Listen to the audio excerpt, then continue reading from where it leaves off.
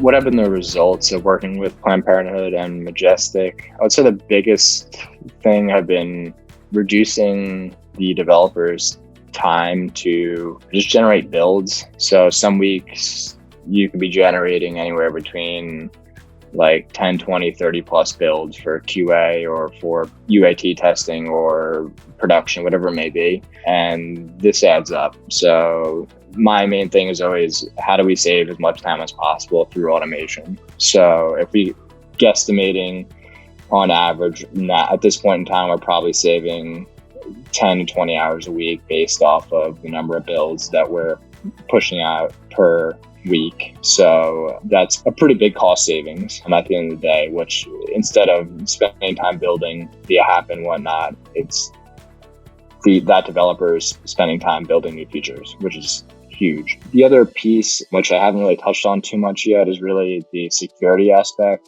When they were deploying the apps without using any automation, there was no security practices like static and dynamic and behavioral analysis tools being used. There was minor processes like broken down version of Git flow, which is like a branching process of how to work with multiple developers, but we hardened that a bit more so you can't really break that process, and if you do, it'll cause builds to fail and you can't really kind of work around the system.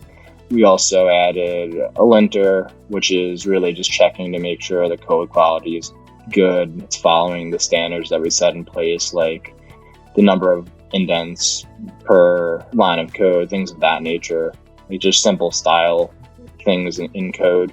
And then overall code review and things of that nature. So that wasn't always done, but now it's enforced. There has to be at least one person to review your code.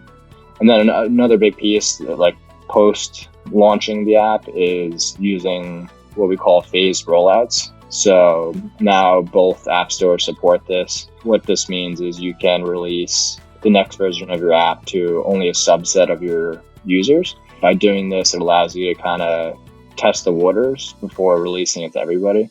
So the idea here is, hey, you can test new features and see how people adopt them and look at the analytics. Or if there's like a big crash fix or something that is in the release, you can roll that out to only maybe 5 or 10% of users and see whether it got resolved or not by just looking at the crash reporting data to see if it's still in that version.